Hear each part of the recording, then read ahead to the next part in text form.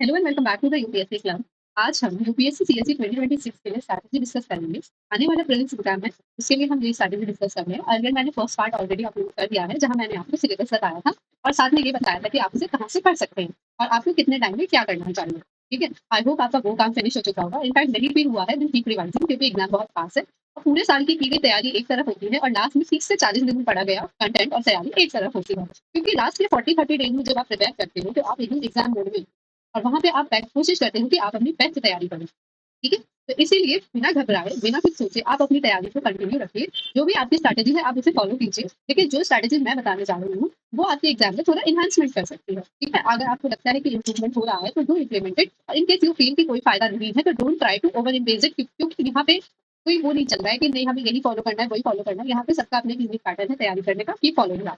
Okay, इस strategy में मैं आपको पहले ही बता दूं कि मैं क्या, मेरा मेन फोकस क्या होने वाला है। तो my main focus will be on the things कि भाई प्रीलिम्स एग्जाम आखिरकार क्यों हम इतना बड़ा टैकल कंसिडर करते हैं, क्योंकि यहाँ पे हमें एमसीक्यूज दिए गए होते हैं, एमसीक्यूज में से हमें करेक्ट आंसर फाइंड आउट करना है। तो हम कैसे गलत चले जाते हैं, क्या अप्रोच हमारी गलत होती है, जिसकी वजह से कई बार प्रीलिम्स क्वालिफाई नहीं हो पाता है। और जिन लोगों का होता है वो लोग क्या अपने दिमाग में माइंड सेट करते हैं। और साथ में मैं अपनी कुछ मिस्टेक्स आपसे शेयर करूंगी जो अभी रिसेंट विजन आईएएस का मॉक टेस्ट हुआ था वहां से। तो आई होप अगर आप उस मिस्टेक को करेक्ट करेंगे तो आप भी अपने कुछ नहीं तो 10 से 20 नंबर से कर सकते हैं, है ना। आपको भी पता है 10-20 मार्क्स एक्चुअली गेम चेंजर्स होते हैं। ठीक है, तो चलिए शुरू करते हैं। देखिए, सबसे पहली बात, prelims exam is not about कि आपको सब कुछ पढ़ के जाना है। ठीक है, अंडर द सन जो भी आ रहा है आप उसको पढ़ लीजिए, नहीं। प्रीलिम्स एग्जाम हमारा स्टडी से ज्यादा इस बात पे डिपेंड करता है कि आपने जो पढ़ा है वो आपको याद कितना है, आप उसको करेक्टली इंप्लीमेंट कितना कर पा रहे हैं और एग्जाम डे पे आप एग्जीक्यूशन कैसा कर रहे हैं। ठीक है, क्योंकि काफी सारे स्टूडेंट्स हैं जिनका अगर कोई सब्जेक्ट रह जाता है, कोई टॉपिक रह जाता है जो उन्हें लगता है कि नई एग्जाम में तो आएगा, तो वो काफी उस चीज को लेके ऑकवर्ड फील करते हैं और वो ये सोचते हैं कि हमने तो ये पढ़ा नहीं और एग्जाम में यहाँ से क्वेश्चन आ गया, तो और वहीं से उनका कॉन्फिडेंस गिरना चालू हो जाता है। तो उन स्टूडेंट्स के लिए मेरा एक ही सजेशन रहेगा, please don't feel guilty about that, क्योंकि prelims is not about studying everything, it's about getting enough question right to qualify the cut off marks. आपको सिर्फ कट ऑफ मार्क्स क्वालीफाई करना है, आपको 200 में से 200 स्कोर नहीं करना है। नाउ अब क्या है, अब बहुत बच्चे पढ़े ही जा रहे होंगे, पढ़े ही जा रहे होंगे, पढ़े ही जा रहे होंगे। तो देखिए, पढ़ना अच्छी बात है क्योंकि यहाँ पे पढ़ाई काम आएगी हमारी, ज्यादा से ज्यादा नॉलेज ज्यादा करेंगे, ज्यादा से ज्यादा हमारे चांसेस बनते हैं। अभी थोड़ा सा स्लाइटली चेंज करना पड़ेगा अपना स्ट्रैटेजी। आपको स्टडी से ज्यादा स्कोर पे फोकस करना है कि आप स्कोर कहाँ से मैक्सिमम बना सकते हैं, बिकॉज हर टॉपिक हर बच्चे का स्ट्रेंथ नहीं होता है। कुछ टॉपिक्स ऐसे होंगे जो आपकी स्ट्रेंथ होंगे तो वो दूसरे इंसान की वीकनेस हो सकते हैं, कुछ टॉपिक्स दूसरे इंसान की स्ट्रेंथ है तो वो आपकी वीकनेस हो सकते हैं। तो आपको अपने पार्ट पे देखना है कि आप किन टॉपिक्स में स्ट्रॉन्ग है, आपको वहाँ पे गलती नहीं करनी है। आपको देखना है कि आप करंट अफेयर्स में ज्यादा स्ट्रॉन्ग है, आप स्टैटिक पोर्शन में ज्यादा स्ट्रॉन्ग है, स्टैटिक में भी किस सब्जेक्ट में ज्यादा अच्छे मार्क्स आ जाते हैं आपके, किस सब्जेक्ट में आप पढ़ने के बावजूद गलतियां कर देते हैं। तो आपको ये सारी चीजें पहले से ही देख के जानी पड़ेंगी अपने एग्जाम वाले दिन के लिए, और वहां पे जाके एटलीस्ट वो गलतियां नहीं करनी है जो आपको पता है कि आप मार्क्स में कर देते हैं। अब कुछ ऐसे भी बच्चे होंगे जिन्होंने बहुत कम मार्क्स लगाए होंगे और कुछ ऐसे भी होंगे जिन्होंने बहुत ज्यादा मार्क्स लगाए होंगे। तो देखिए, कम जिन्होंने मार्क्स लगाए मैं उनसे बस एक ही चीज कहूंगी, आप कोई बात नहीं, आपने अगर 10-15 मार्क्स भी लगाए इट्स ओके। आप बस उन 10-15 मार्क्स को दोबारा से एनालिसिस कीजिए, देखिए कि आप कहाँ गलत थे, कहाँ आपने ब्लफ किया था लेकिन वो ठीक हो गया, कहाँ पे आपने वाइल्ड गेस किया पर वो गलत हो गया, कहाँ पे आपको पता था लेकिन फिर भी गलत हो गया। तो आपको ऐसे क्वेश्चन को फिगर आउट करना है और ऐसे ही क्वेश्चन पे आप विन विन सिचुएशन में चले जाएंगे ना। देखिए, प्रीलिम्स के लिए मैं आपको कुछ पॉइंट्स बताऊंगी जो मैं खुद भी इम्प्लीमेंट करने वाली हूँ, और आई होप आपको अगर ठीक लगता है तो आप इम्प्लीमेंट कीजिए। पहला प्रिंसिपल है, प्रीलिम्स जो है गेम ऑफ एलिमिनेशन है, नॉलेज करने का। आप खुद देखिए, इतने सारे बच्चे पेपर देते हैं, इसमें से कुछ बच्चे 1, 2, 3, 4 मार्क्स से एलिमिनेट हो जाते हैं एग्जाम में, कुछ 10-20 मार्क्स से एलिमिनेट होते हैं। क्यों? क्योंकि कहीं ना कहीं वहाँ वो लोग इस इम्प्लीमेंटेशन लेवल पे फेल होते हैं, नॉलेज के लेवल पे फेल नहीं होते। तो आपको 100% सिलेबस नहीं करके जाना है, you just need 90 to 100 question, उसमें से आप 70, 75, 80 तक ही ले जाते हैं अपना स्कोर। ठीक है, और फिर उसके बाद 10 से 20 नंबर की वो लड़ाई रह जाती है, तो वो अगर आप कवर अप कर लेते हैं तो आप आराम से सही स्कोर में पहुंच जाएंगे। तो याद रखना, presence is not a game of knowledge, it's a game of elimination. Second, अब आप जितने भी मॉक्स दे रहे हैं, जितने भी आप टेस्ट दे रहे हैं, do analyse previous year question को, तो बिल्कुल ऐसे पकड़ के बैठ जाओ कि बस इन्हें तो छोड़ना ही नहीं है। अपना सेल्फ एनालिसिस करो कि कहाँ गलत जा रहे हो, सेल्फ एनालिसिस करते वक्त ये भी देखो कि कहाँ सही जा रहे हो। Try to figure out the things, question निकालो। कोई क्वेश्चन है उसका आपको लग रहा है बहुत अच्छा क्वेश्चन है, उससे क्वेश्चन निकालो कि अच्छा ये इस टाइप का क्वेश्चन भी तो आ सकता है। ये देखो कि कहीं आप लास्ट टाइम सी सेट की वजह से तो फेल नहीं हो गए थे, अगर हो गए थे तो आप इसी सी सेट पे ध्यान देना शुरू कर दो। एटलीस्ट 1.5 से 2 घंटा का एक स्लॉट रोज सी सेट के लिए निकाल दो, बहुत अच्छा रहेगा आपके लिए। ठीक है, नाउ अब बहुत बच्चों के दिमाग में आता है कि यार मैंने तो बस इतना इतना सही पढ़ा है, क्या ये वर्कआउट कर जाएगा? बिल्कुल करेगा, अगर आपने सही सोच सही चीजें पढ़ी। आपको इस टाइम पे कोई भी नई सोर्सेज मिली उठाने हैं जो आपने स्टैटिक स्टैंडर्ड सोर्सेज होते हैं, आप उन्हीं से काम चलाइए। क्वालिटी के लिए मैंने अर्लियर भी बताया था, लक्ष्मीकांत से जुना प्रीलिम्स के लिए। हाँ, बहुत सारे क्वेश्चंस आ रहे हैं जो कॉन्सेप्चुअल बेस्ड हैं, जो दूसरे बुक्स में मिल रहे हैं, but don't run away in that situation, क्योंकि होता क्या है कि उन क्वेश्चन के पीछे पढ़ने के चक्कर में आप वो क्वेश्चन मिस आउट कर देते हो जो सब लोग ठीक करके आ रहे हैं, जो शायद सब अटेम्प्ट करने वाले भी हैं। ठीक है ना? तो यहाँ मैंने लिख दिया है, आप इसको देख सकते हैं आराम से। और कुछ भी नया बुक मत उठाइए, कोई नया कोचिंग मटेरियल नहीं, केवल जो आपने अब तक पढ़ लिया है। चाहे आपने 2 ही सब्जेक्ट्स ठीक से पढ़े हैं, डू रिवाइज देम डेली, ठीक है? डेली नहीं तो वीकली अच्छे से उसका रिवीजन कीजिए। बाकी सब्जेक्ट्स जो नहीं पढ़े हैं आपने इतने अच्छे से, उनमें से आप वो टॉपिक्स निकालिए जहाँ से हर बार क्वेश्चन आ रहे हैं, उन्हीं को बार-बार रिवाइज कीजिए। तो इससे आपका एक कॉम्प्रिहेंसिव रिवीजन हो जाए, ठीक है? और प्रीवियस ईयर क्वेश्चंस को डेली कीजिए, रोज कीजिए। आपकी जितनी स्ट्रेंथ है, 2 घंटे बैठ के, 3 घंटे बैठ के, जितना आप स्ट्रेंथ या अपने कैपेबिलिटी के अनुसार कर सकते हैं। Do practice previous year questions daily. और कुछ मतलब स्टूडेंट्स के दिमाग में हो सकता है कि कितने साल के करें, तो देखिए अभी आप पिछले 10 साल के ज़रूर करके जाइए, उससे ज़्यादा का करने का मौका मिलता है तो आप कर सकते हैं। लेकिन पिछले 10 साल के क्वेश्चन पेपर्स आपको बिल्कुल ज़रूर करके जाने हैं, ठीक है? अब इसके बाद सीधी बात है, बहुत कम दिन हमारे पास बचे हुए हैं, तो रिवीजन में मैं आपको यही कहूँगी, आप अपने हिसाब से देखिए। बाकी मैंने भी एक प्लान सजेस्ट किया है, इसमें आप अभी के टाइम पे क्या कर सकते हैं, अपने सारे सब्जेक्ट्स रिवाइज़ कर लीजिए, जो 6 सब्जेक्ट हैं मोटे-मोटे, है ना? उनके पीवाईक्यूज़ भी लगा लीजिए। फिर जब काफ़ी के 20 दिन आते हैं आगे, वहाँ पे आप 2 से 3 टेस्ट लगा सकते हैं अल्टरनेट डेज़ पे, और साथ में अपनी मिस्टेक्स एनालाइज़ कर सकते हैं। आप चाहें तो टेस्ट को फेज़ 1 को कम क्लब भी कर सकते हैं, जो मैंने अलग-अलग फेज़ में दे दिया है। फेज़ 3 में आप केवल वो रिवीजन कीजिए जो आपको लगता है कि नहीं यार ये टॉपिक बहुत ज़्यादा इंपॉर्टेंट है, ये मुझसे ज़रूर पूछे जाएँगे, तो मुझे ये तो करके ही जाना है, और साथ में अपने वीक एरियाज़ पे वर्क कीजिए। What you can do is आप ना एक नोटबुक मेंटेन कीजिए। मैं लिटरली नोटबुक की बात कर रही हूँ, मैं ए4 शीट्स, फ़ोल्डर्स या फिर टू डू नोट्स ये इनकी बात नहीं कर रही हूँ। मैं लिटरली एक कॉपी की बात कर रही हूँ। आप मार्केट से ₹20 वाली, ₹30 वाली कॉपी लाइए, ठीक है? और रोज बैठ के उसमें कुछ नहीं तो 5 से 10 ऐसे टॉपिक्स आपको नोट डाउन करने हैं, छोटे-मोटे तौर पे, जो आपको लगता है एग्ज़ाम में पूछे जाएँगे। फॉर एग्ज़ाम्पल आपको लगता है कि वर्ल्ड इकोनॉमिक फोरम है, तो वर्ल्ड इकोनॉमिक फोरम की थोड़ी-सी डिटेल्स नोट कर लीजिए कि कब बना था, कैसे बना था, कहाँ बना था, हेडक्वार्टर कहाँ है, और साथ में उसकी 5 से 6 इम्पोर्टेंट रिपोर्ट्स जो वो हर बार रिलीज़ कर रहा है। तो एक सेक्शन हो गया। वर्ल्ड इकोनॉमिक फोरम से रिलेटेड कुछ भी आता है, अब अगर फ्यूचर में मॉक टेस्ट में आता है, प्रीवियस ईयर में आता है, वहीं पे उस इन्फॉर्मेशन को क्लब कर लीजिए इन वेरी शॉर्ट फॉर्म में, ठीक है? तो इससे क्या होगा, एक वर्ल्ड इकोनॉमिक फोरम का आपको डीप आइडिया हो जाएगा। नाउ उसके बाद आईएमएफ का कुछ आता है, तो आप वहीं पे कॉलम बना के साइड में आईएमएफ का भी लिख सकते हैं। तो ऐसे कर करके आप उस कॉपी के अंदर वो चीज़ मेंशन करेंगे जो आपको याद रखनी ही रखनी है। साथ में आप अपने वीक एरियाज़ उसमें मेंशन करेंगे कि मैं कहाँ पे गलत हो जाती हूँ, मेरा दिक्कत कहाँ आ रहा है, मैं मॉक्स में फेल क्यों हो रही हूँ, मेरे मॉक्स में मार्क्स कम क्यों आ रहे हैं। You can just go and just right a notebook. आप बिलीव मी 15 दिन में ही आपको इतना इंप्रूवमेंट नोटिस करने में मिलेगा अपने आप में। कोई इन्फॉर्मेशन ऐसी है जो आपको लगता है मॉक्स में अच्छी आई थी, जस्ट उसको नोट कर लीजिए। बिल्कुल वो नोटबुक आपकी रिवीजन कम रफ नोटबुक बन जाएगी। और याद रखना, जब 20 दिन बाद 30 दिन बाद उस नोटबुक को उठा के देखोगे, वो गोल्ड माइन होगी तुम्हारे लिए। Just go for that. आप बिलीव मी बहुत डिफरेंस नोटिस करोगे उसके अंदर। फिर है उसके बाद प्रीवियस ईयर मैंने जैसा कहा, अगर आपको लगता है आपके पास टाइम है, आप ज़्यादा कर लीजिए, बट पिछले 10 साल के तो आपको करने ही करने हैं। एटलीस्ट 2 से 3 बार आपको करने ही करने हैं। फिर उसके बाद एलिमिनेशन टेक्निक लोग बोलते हैं, elimination technique has been eliminated from the prelims exams, but ऐसा कुछ नहीं है। एलिमिनेशन टेक्निक आज भी वर्क करती है। इट इज़ जस्ट दैट अब एलिमिनेशन टेक्निक के साथ एक्यूरेसी भी ज़रूरी हो गई है। तो एलिमिनेशन में आपको बहुत सारी चीज़ें हैं जो आपको ध्यान में रखनी होती है। मैं एक नेक्स्ट वीडियो लेके आऊँगी जहाँ पे मैं कुछ टेक्निक्स और ट्रिक्स बताऊँगी जो मेरे लिए वर्क करी हैं, शायद आपके लिए भी वर्क कर जाएँ। ठीक है? और लॉजिक आपको याद रखना बहुत ज़्यादा अप्लाई करना पड़ेगा जनरल स्टडीज़ के पेपर में, क्योंकि यहाँ पे मेमोरी गेम जो होता है वो लॉजिक पे डिपेंड कर जाता है सारा। कई बारी बहुत चीज़ें ऐसी होती हैं जो हमने पढ़ी होती है बट हमें एग्ज़ाम में बैठ के याद नहीं आ रही होती है। तो इन दैट केस आपको अपना लॉजिक अप्लाई करना है और अनश्योर सिचुएशन से श्योर सिचुएशन में जाना है। फिर है मॉक टेस्ट। तो मैंने आपको जैसा बताया, आपने अगर अब तक मॉक टेस्ट नहीं दिए हैं, तो आप 15, 10 मतलब 20 लिखे हैं वैसे तो मैंने यहाँ, बट अगर आपका टाइम क्रंच चल रहा है, तो आप 10 मार्क्स लगा लीजिए, बहुत है। ठीक है? हाँ, आपको लगता है कि आपने 10 मार्क्स पहले लगा लिए तो 10 और लगा लीजिए, वो टोटल मिलके 20 हो जाएँगे। Analyse them daily. जितना हो सके। और हाँ, मॉक टेस्ट क्या होता है ना, बहुत वास्ट होते हैं, बहुत ज़्यादा डिटेल में उनके सॉल्यूशंस प्रोवाइड किए गए होते हैं। आप किसी भी कोचिंग का मॉक टेस्ट उठा लीजिए, तो उसको लेके नहीं बैठना है पूरे दिन कि बस मॉक लेके बैठे हैं, बैठे हैं, बैठे हैं। नहीं, एक आप अपना स्टैंडर्ड सेट कीजिए कि मुझे ना डेली बैठ के 20 क्वेश्चंस मॉक के एनालाइज़ करने हैं, ठीक है? या मुझे 15 क्वेश्चंस डेली बैठ के मॉक के एनालाइज़ करने हैं, और ये मेरा काम आधे घंटे में खत्म हो जाना चाहिए, ठीक है? इससे ज़्यादा आपको डेली मॉक टेस्ट एनालिसिस पे टाइम नहीं देना है। Just give half an hour, question का बैंक डिसाइड कर लो, 10 क्वेश्चन, 15 क्वेश्चन और 20 क्वेश्चन, इतने ही एनालाइज़ करने हैं और डेली करना है, और वहाँ से सीखना भी है। कोई अच्छी इन्फॉर्मेशन है, हाइलाइट कर लो वहीं पे। कुछ अलग से नोट डाउन नहीं करना है, कहीं पे जाके अपने नोट्स में एडिशन नहीं करना है, क्योंकि वो टाइम नहीं है अभी हमारे पास। हाँ, तो अगर मैं 5 महीने पहले ये बात कहती तो बिल्कुल मैं कहती कि नोट्स में लिख लो जाके। एक स्टिकी नोट्स पे लिख के नोट्स में चिपका लो, बिल्कुल कहती। लेकिन अब नहीं कहूँगी, तो तुम अपनी नोटबुक बनाओगे ना जिसकी मैंने अभी बात करी थी, उसी नोटबुक में लिख लो। अगर आपको लगता है कि ये इन्फॉर्मेशन तो बहुत ही ज़्यादा काम की है, 1 से 2 लाइन में बस, मैक्स टू मैक्स, ठीक है? तो भी मैं मना नहीं करूँगी, मत करना ये काम, जो भी है, ठीक है? एरर नोटबुक तो बनानी है, क्योंकि वहाँ पे आपको दिखना है कि भई मेरी ये गलती हुई थी जो अब नहीं होनी चाहिए, वो एक अलग बात है। लेकिन हाँ, नोट डाउन करने की बात है, इंपॉर्टेंट पॉइंट्स, तो वो मत करना। अब क्या करना कि सिंपली आप मॉक टेस्ट लेना, अगर आप ऑनलाइन अटेम्प्ट करते हो तो उसका पीडीएफ प्रिंट आउट करा लेना, ठीक है? और अगर प्रिंट आउट नहीं भी करा सकते, दैट्स ओके, फाइन, कोई प्रॉब्लम नहीं है।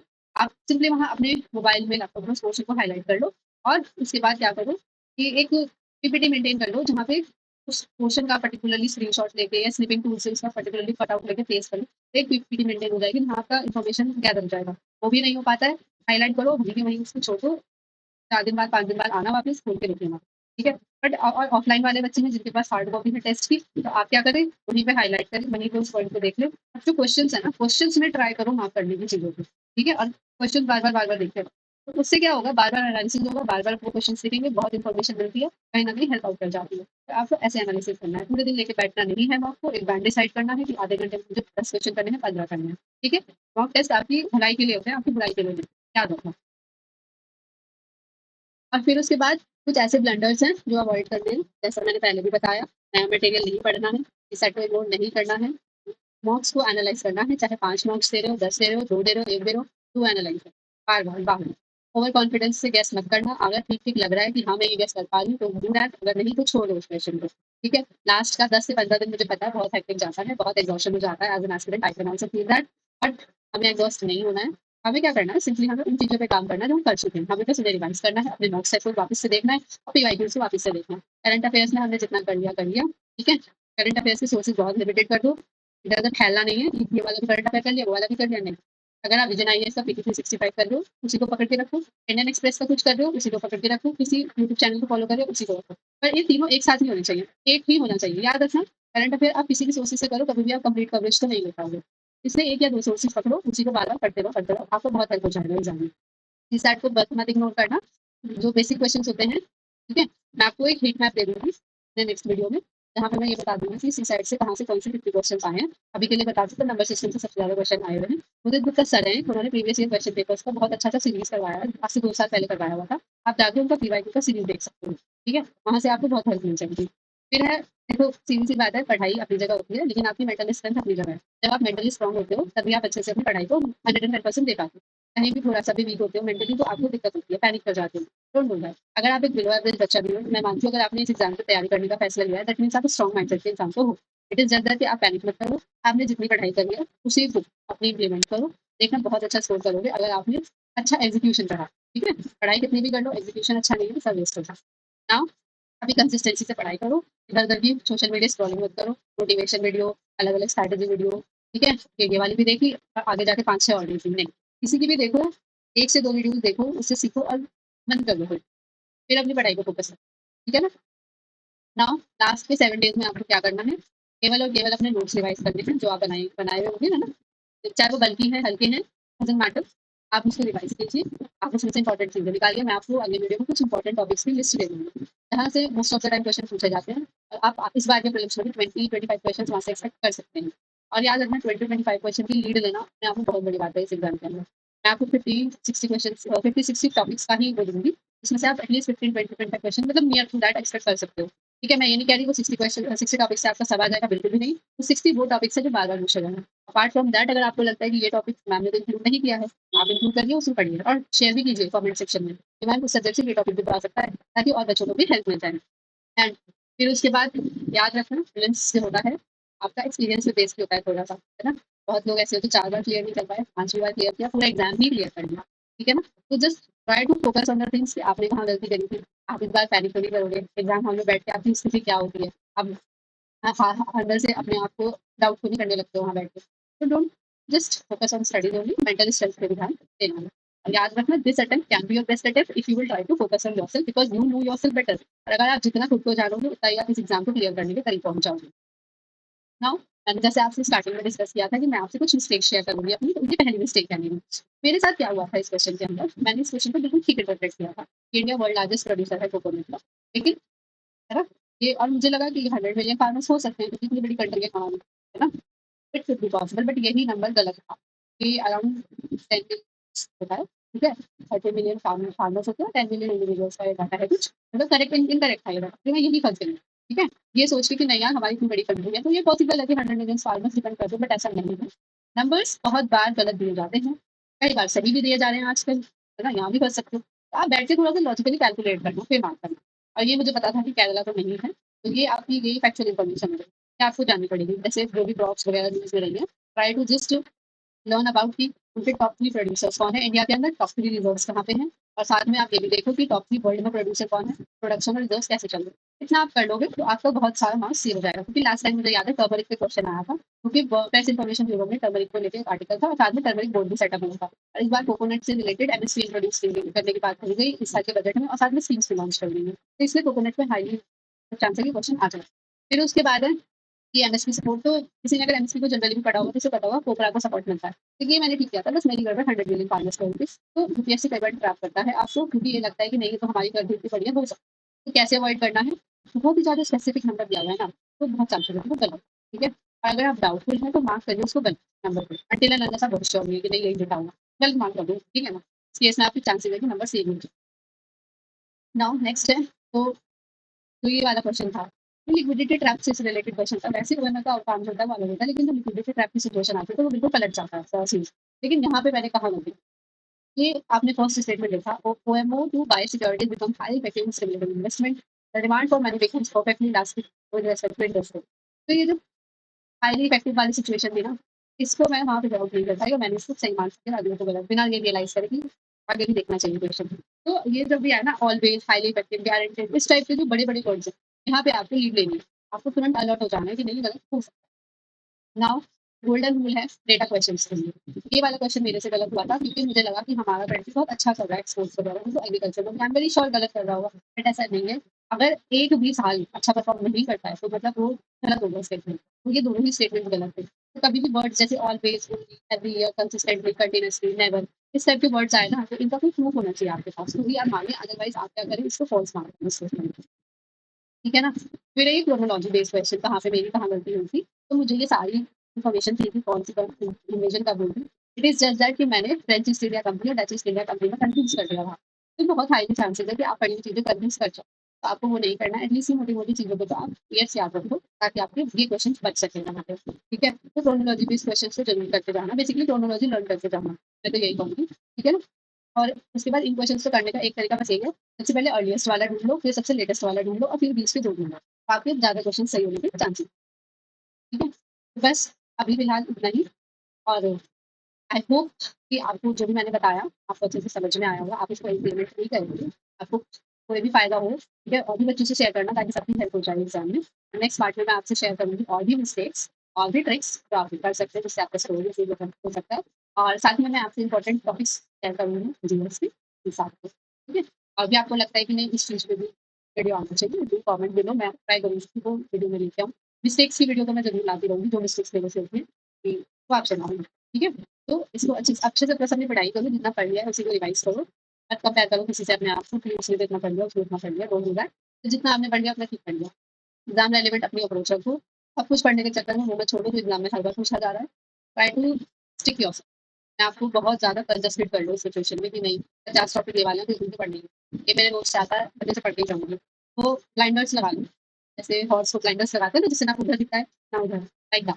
ओके, तो अच्छे से अपना रिवीजन करो, अभी इस टाइम पे मॉक्स लगा रहे हो तो मॉक्स को एनालाइज करो, प्रीवियस ईयर क्वेश्चन पेपर भी बहुत अच्छे से करो, करंट अफेयर्स के 1 या 2 सोर्सेज भी रखो, और ना बहुत अच्छे से पढ़ो, उससे से बहुत हेल्प मिल सकती है एग्जाम के अंदर। ठीक है, सो अब अच्छे से अपनी रिवीजन करो, एंड देन हम नेक्स्ट वीडियो की तैयारी करते हैं कि भाई नेक्स्ट वीडियो मुझे आपको सारे इंपॉर्टेंट टॉपिक्स देना है, रिवीजन भी देना है, तो मैं उसको प्रोवाइड करूँगी। है ना, कोई भी क्वेरी है आप कमेंट सेक्शन में कमेंट कर सकते हैं, I will try to answer that. और इन केस अगर आपको लगता है कि कुछ और भी इसमें ऐड ऑन होना चाहिए तो कमेंट करो, हम उसको ऐड ऑन करेंगे, खुद का भी फायदा होगा, बाकी बच्चों का भी फायदा होगा। ठीक है, तो till then, good, keep learning.